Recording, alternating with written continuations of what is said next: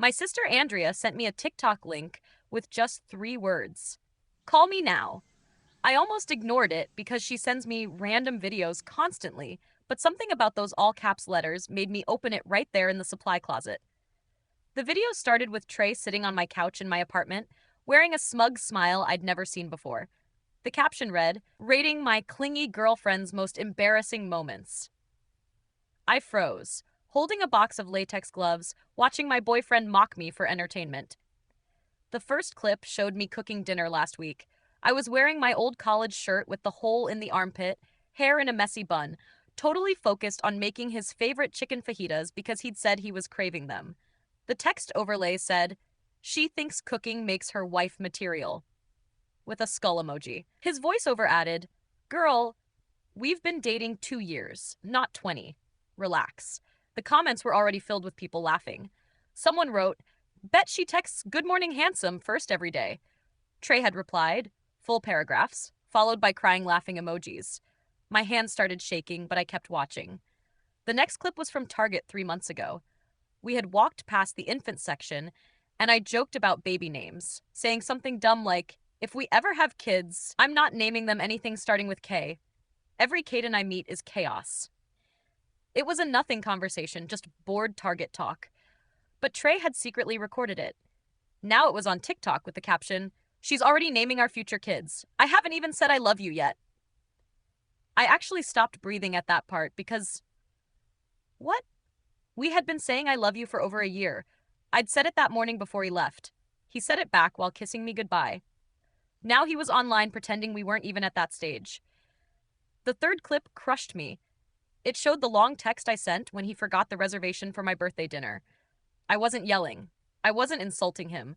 I had simply explained that I wanted us and our plans to matter to him. He screenshotted it, posted it on TikTok. The caption, "The desperate pick-me who begs for attention." Someone commented, "Women who send long texts are red flags." Another added, "Run, bro. She's crazy." 200 likes. My phone buzzed nonstop, but I ignored everything because the video wasn't over. The last part showed Trey saying, "Okay, real talk. You want to know the craziest part?" Then he told the internet about how I meal prep his lunches every Sunday, iron his work scrubs, and get upset when he doesn't text back within an hour, as if I didn't work too. The comments were either laughing at me or telling him to dump his clingy girlfriend. I left the supply closet, and my boss, Randy, immediately asked what was wrong. I just told him I needed to go home, family emergency. He didn't question it. When I got to my car, I finally saw the messages. 12 more texts from Andrea, all in caps. 3 missed calls from my mom. A screenshot from my cousin Valentina asking, "Is this Trey?" That's when it hit me.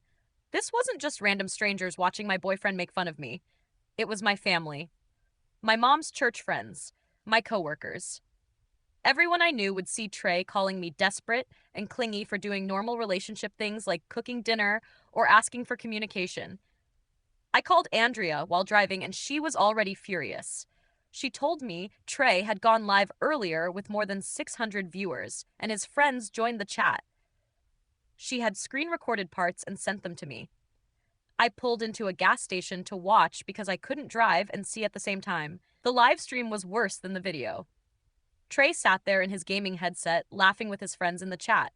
One wrote, "Bro, keep her around. At least you get free meals." Trey laughed and said, "Facts. I'm not complaining about the food. She just acts like we're married." Another friend joked, "Does she pick out your outfits too?" And suddenly the chat was calling me controlling. Someone asked, "Is she watching this?" Trey smirked and said, "Oh, she's definitely crying right now. Probably typing me a whole paragraph already." Then he pretended to cry and type frantically. His friends went wild.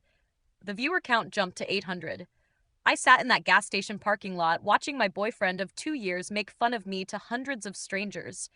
All I could think about was how I had ironed his work shirts that morning, how I'd packed his lunch with a small note, how I'd texted him earlier saying I missed him while he was probably planning this live stream. Andrea kept texting asking where I was. My mom called again.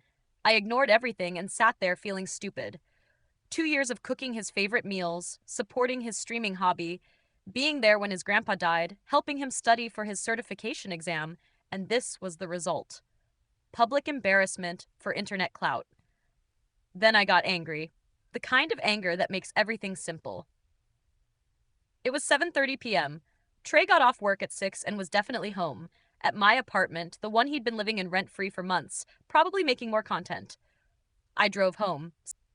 5 minutes. He realized I wasn't bluffing. He scrambled into the bedroom to find whatever clothes I hadn't thrown out yet. I went back to the balcony and tossed the last few bags. The dumpster was full now, and some things had landed on the ground. His gaming chair sat crooked, half in and half out of the bin.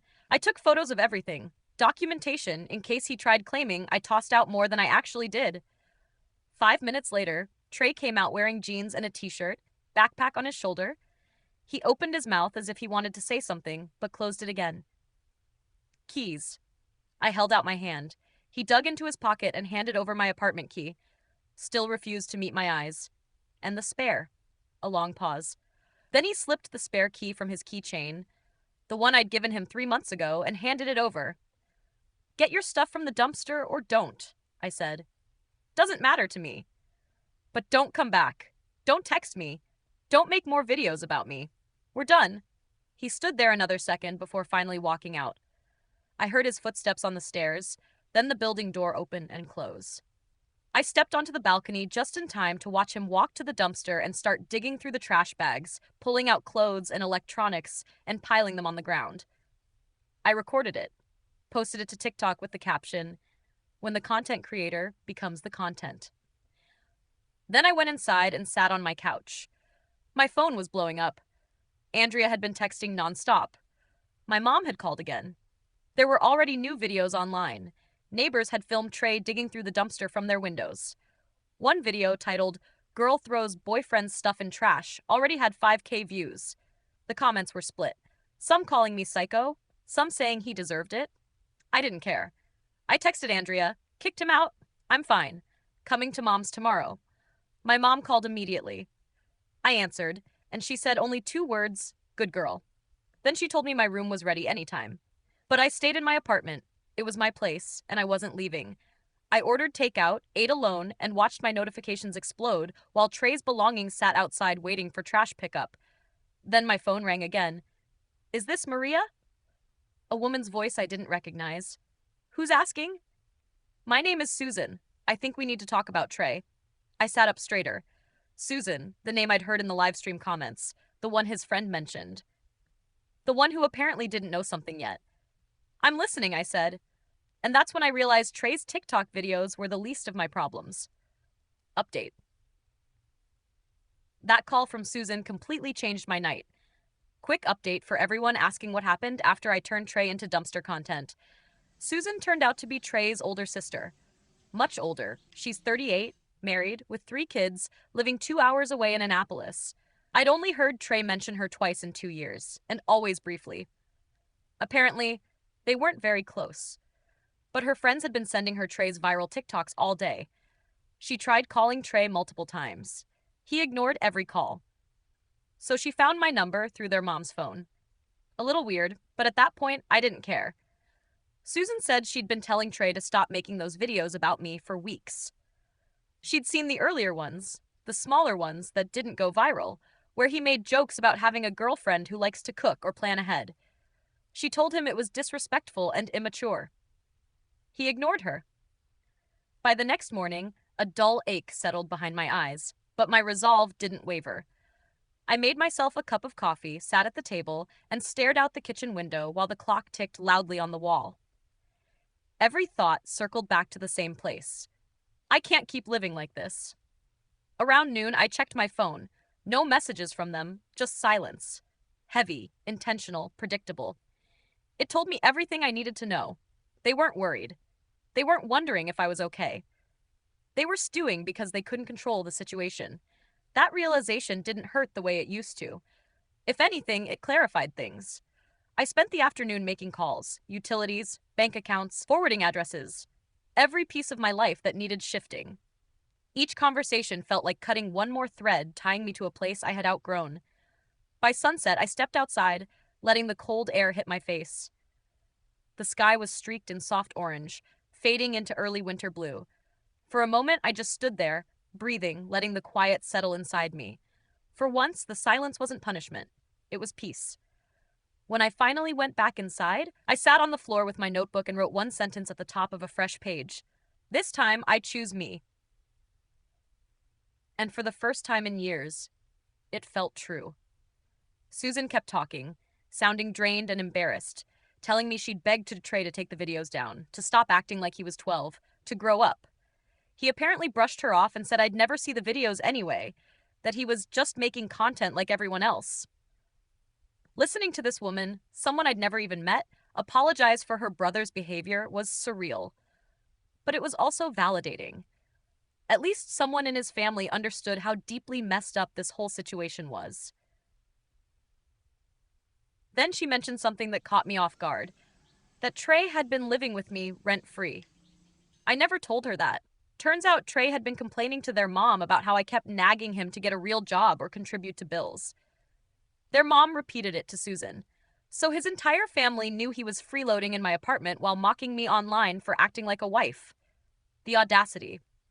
Susan asked what happened that night, and I told her everything. The dumpster, kicking him out, the whole mess. She went silent for a few seconds, and then she laughed. A genuine, unapologetic laugh. Good, she said. He needed a reality check. We talked for another 20 minutes. She gave me her number and told me to call if Trey tried anything. And she warned me that their mom, Betty, would probably call in the morning, because she gets very emotional when family drama starts. After we hung up, I just sat there thinking. His own sister thought he was garbage. They'd all been watching him disrespect me, and suddenly, I somehow had an ally in his family. The viral explosion. The next morning, I woke up to hundreds of notifications. My TikTok of Trey digging through the dumpster had blown past 200K views. People were cracking jokes, adding sound effects, reposting it everywhere. Someone even dug up older videos of him being sweet toward me, and now everyone online was wondering what changed. But I barely had time to process that, because my doorbell started ringing. I checked the peephole. Trey. Looking like he slept in his car. Holding 2 garbage bags full of whatever he managed to salvage from the dumpster. I didn't open the door. Talked through it. He said he needed the rest of his stuff and we needed to talk. I told him his stuff was in the dumpster. He already took what he wanted. We had nothing to talk about. He apologized. Said the videos were stupid. He deleted everything. I checked, he really had deleted them. But it didn't matter. People already screen recorded everything.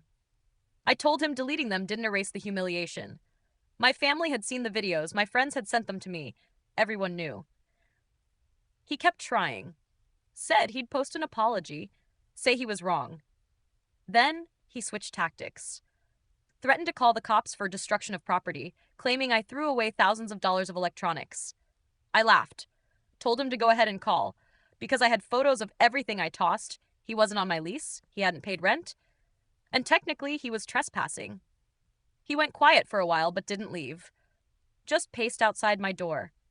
Finally, he softened again, said we were together for 2 years. One mistake shouldn't ruin everything. I cracked the door and looked at him. He looked rough, desperate. I asked if he remembered mocking me on the live stream, calling me dramatic, predicting I'd cry and send paragraphs. He said nothing. I asked if he remembered agreeing with his friend when he suggested Trey kept me around for the free meals. Still nothing. I asked if he realized he turned my private conversations into entertainment for strangers. He started crying, saying he was sorry, that he got addicted to the likes, that he loved me. I told him, if you want me to continue with the next part, word for word, just send it. Love doesn't humiliate people. Then I shut the door while he was still crying. He knocked for 10 minutes, then left. Mom, sister, and a broken illusion. Around noon, my mom and Andrea came over. Andrea wanted me to post my side of the story. My mom wanted me to stay quiet. I just wanted to understand how someone who'd once loved me could become this thing. My mom said something I'll never forget. Some people get a taste of attention and it changes them. It made too much sense. Then Trey's mom called. Betty was sobbing before she even got a word out. She said Susan told her everything. She'd yelled at Trey for hours that she was disappointed in him, that I didn't deserve any of this. Then she asked if I'd consider taking him back. I told her I didn't know.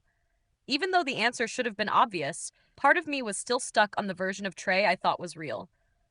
The flowers, the calls, the delusion. Saturday morning, a bouquet of roses arrived at my door with a card saying he loved me and wanted to explain.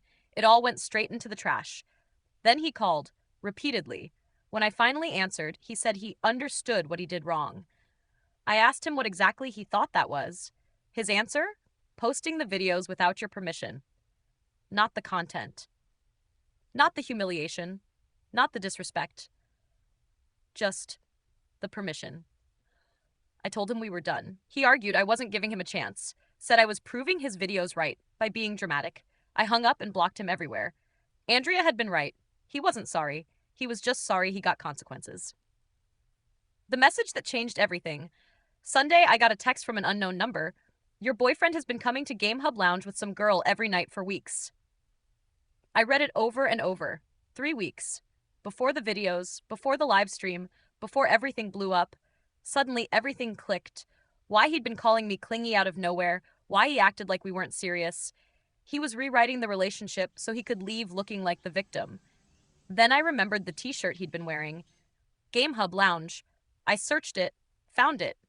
Downtown. My gut knew the truth. Then Monday morning came, and another text arrived. This one with a photo. Trey, arm around some girl, leaving Game Hub at 11:47 p.m. My stomach dropped. Andrea came over before I even called her. She saw the photo and said, "We're going." My mom said no, but I'd already lost everything else. My pride, my privacy, my relationship. What else was left to lose? The confrontation at Game Hub Lounge. Tuesday night we drove to the gaming cafe. From the car we saw Trey walk in. Then the girl walked in behind him. That was enough. We went inside. The room was loud, headsets, gunfire sounds, energy drinks everywhere, and there they were in the back corner, side by side, his hand on her knee. I walked right up to them. Trey saw me and turned white. The girl froze. I said, "So this is why I was clingy, huh?" He stared at me. She asked who I was. I told her, his girlfriend. Well, ex. Her face drained. She said Trey told her he was single. I showed her the videos, the dates, the reposts. She turned to him and said, "Lose my number, you trash human," and left. Trey tried to spin it, tried to follow her, but I blocked him. Asked when he planned to tell me, if he would have ever told me. He said I was blowing things out of proportion like I always do. Andrea nearly lunged at him. The manager came over. We left. The frozen aisle finale. Later, at a grocery store, I ran into Trey again. He tried to explain, tried to say the other girl didn't mean anything. Sock tried to rewrite the entire history of our relationship. Then he said it. If you weren't so intense, maybe I wouldn't have looked elsewhere. In the frozen foods aisle, in front of strangers, I told him he had some nerve, that he used me, lied to me, let me support him, let me believe in him, and then tried to make me the reason he cheated. I told him if he came near me again, I'd call the cops. Aftermath. Susan later called and said she refused to help him. Betty kicked him out. He was couch surfing, and me? I deleted all my TikToks. I know people re-uploaded them, but I wanted out of the circus. I don't want to be known as the girl who threw her boyfriend's PS5 in a dumpster. I just want peace. Trey wanted views, clout, validation, attention. He lost everything else in the process. Goodbye, loser.